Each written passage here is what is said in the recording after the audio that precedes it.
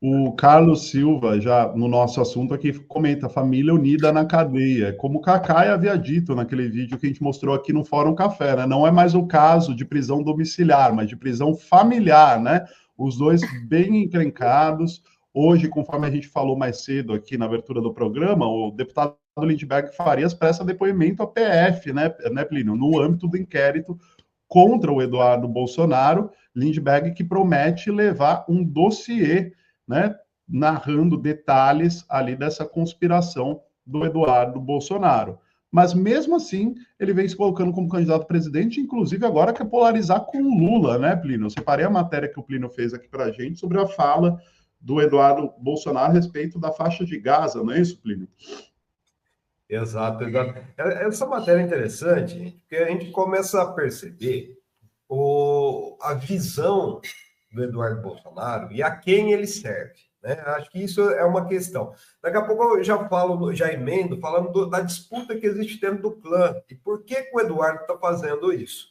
Né? Mas essa questão essa matéria a respeito de um tweet que foi feito, né? Essa declaração, mais uma declaração muito forte do presidente Lula sobre o genocídio na faixa de Gaza, né, que aconteceu nesse domingo, foi seguido também de uma nota do Itamaraty, né, condenando mais um ataque ali. Um ataque, gente, que é uma coisa assim, o que está acontecendo em Gaza é de uma covardia inimaginável, sabe? Acho que eu nunca vi isso. Depois do que aconteceu na Segunda Guerra, nunca houve nada parecido. Inclusive, essa que está aí com o Eduardo na foto, né, é uma neta de um dos ministros do Hitler, que eles são amigos. O Ivan sabe bem disso aí, né? Esse braço neofascista que existe na Alemanha. E o que acontece nessa publicação é o seguinte: o Eduardo mentiu descaradamente para confrontar o Lula. Então, assim, ele buscando já polarizar. Ontem o Lula falou do genocídio na faixa de Gaza, né? E o Eduardo soltou um tweet aqui, né, na Rede X, dizendo o seguinte: olha isso, Ana. A Ana, que estuda muito, sabe muito de relações internacionais, ele começa assim, ó: em 2005, Israel deu unilateralmente o território da faixa de Gaza à autoridade palestina. Ao invés de construir um país, fizeram de escolas e hospitais locais bases de lançamento de mísseis contra alguma coisa. Se quisermos sonhar com paz, lá é preciso neutralizar Hamas, Hezbollah e terroristas. Mistura alhos com bugalhos e é como se a questão da faixa de Gaza, da Palestina, começasse em 2005. Né? É um revisionismo histórico impressionante, porque o que aconteceu em 2005? Eu explico isso lá na matéria para ver o quanto ele está mentindo, porque 2005, na verdade, foi a retirada das tropas israelenses pelo Ariel Sharon da área ocupada na faixa de Gaza.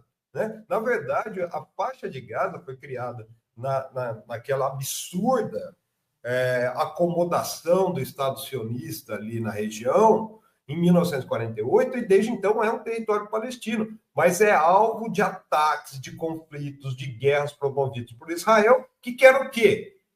Agora a gente sabe que fica bem claro. Ele e o Trump querem construir um resort em cima do genocídio que está acontecendo em Gaza. Então, mente descaradamente para confrontar o Lula, mas isso tem a ver com o quê? Com 2026, né, Ivan? É o que o Ivan estava trazendo aqui, que é justamente ele polarizar o discurso com o Lula. E por que isso está acontecendo? Já posso emendar aqui ou vocês posso emendar aqui? Claro, manda bala. O que está acontecendo é que está havendo um conflito generalizado dentro do clã Bolsonaro. Né? Não é à toa que Carlos Bolsonaro e Jair Renan Bolsonaro, principalmente, além do Flávio, saíram na defesa de que o Eduardo seja o candidato da família. Por quê? Existe uma questão misógina, aí que é natural da família, né? A Michelle, desde sempre, o Bolsonaro falou que ela não podia ser presidente, que ela não ia expor a Michelle desse jeito, é claramente misoginia, né? Quem quer hoje essa candidatura da Michelle é uma figura que chama Silas Malafaia, junto com Valdemar da Costa Neto. Eles defendem que o maior espólio aí eleitoreiro do Bolsonaro está com a Michelle. Só que os filhos falaram: não, não, não, não, não. Por quê? Existe toda uma rede de intrigas dentro da família. Gente, é histórico, por exemplo, a gente já falou isso várias vezes, né? Essa briga, essa rivalidade que tem dos filhos dos outros casamentos do Jair Bolsonaro com a Michelle, né? O Guinho, Zezinho e Luizinho, que é o Flávio Eduardo e o Carlos, né? Eles não gostaram nem um pouco dessa madrasta, né? Eles preferiam a Ana Cristina Vale, que é a mãe do Jair Renan, que comandava o esquema de rachadinhas no gabinete do Flávio e no gabinete do Carlos. Então, quando o Bolsonaro conheceu a Michelle, com um passado aí que o Van Garten e o Cid mesmo já falaram, ó, é um passado meio estranho, né? Pode servir de alvo de ataques numa candidatura à presidência, né?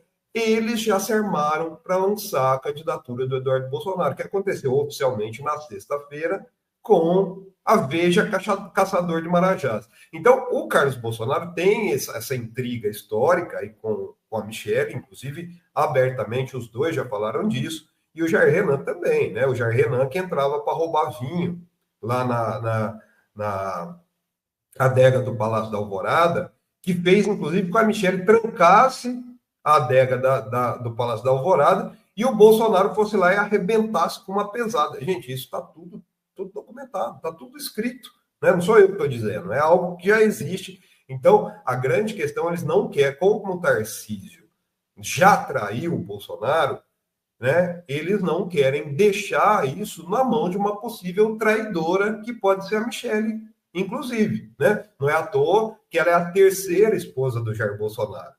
Então, o que aconteceu, por exemplo, com a Rogéria Nantes? Foi uma briga política.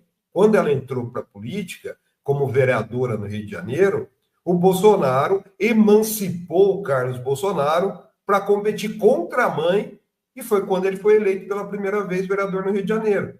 Inclusive que o Marcelo, que era o tutor ali do Carlos, ele falava que o Carlos ia para jogar videogame. Quem coordenava o gabinete era a Ana Cristina Vale, né? Então, e também tem a questão do Jair Renan, que tem essa briga histórica com a Michelle, porque a Ana Cristina Vale também tem essa rivalidade com a Michelle, tanto que ela se lançou a candidatura como Cristina Bolsonaro, daí a Michelle foi lá, reclamou nas redes, e depois o Jair Renan foi lá e falou, não, a minha mãe tem direito de usar o sobrenome, embora nenhuma das duas sejam oficialmente, assim, casadas, né, com o Bolsonaro.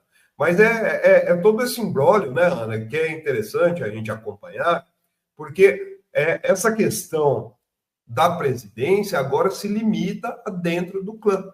Por quê? Porque eles sabem que não terão um candidato fora do clã. Eles desconfiam de todo mundo, principalmente hoje do Tarcísio, que já deu essa facada nas costas aí do Bolsonaro e vai ser o candidato da terceira via, viu, Ana?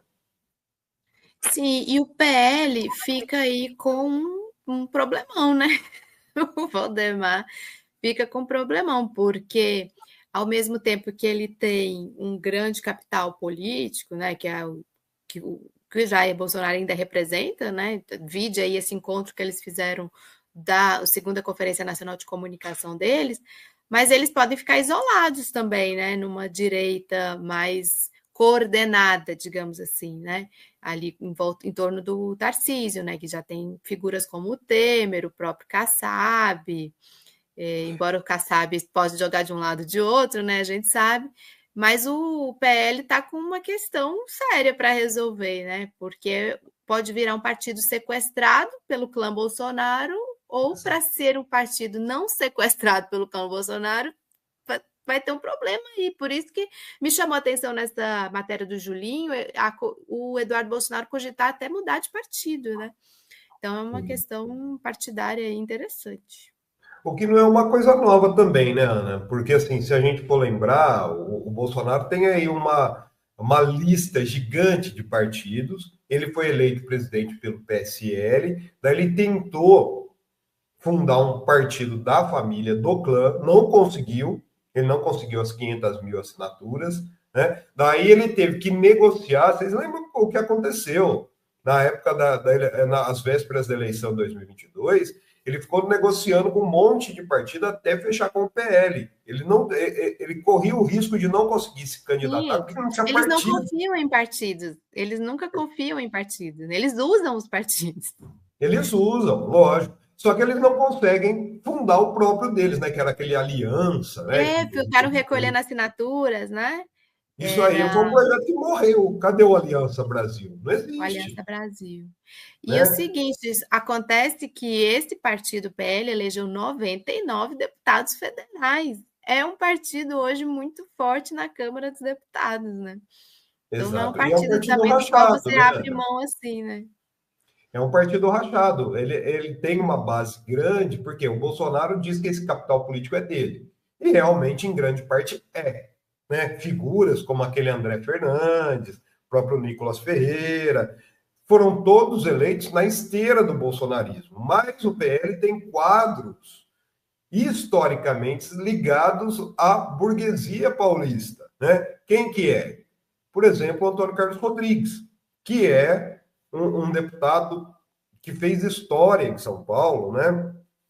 E que hoje se coloca como anti-bolsonarista dentro do próprio PL, né? Lembrando, inclusive, que ele foi contra, por exemplo, a votação do regime de urgência para o PL da anistia, e defendeu isso em plenário. Então, é um partido que está rachado, né? E existe essa tendência dentro do partido, tem alguns ali que querem puxar o PL, e existe essa negociação, para a candidatura do Tarcísio. Mas, para isso, teria que fazer o quê? Teria que limar os candidatos do clã Bolsonaro, e eles não abrem mão. Não abrem mão até por uma questão, né, Ana Ivan?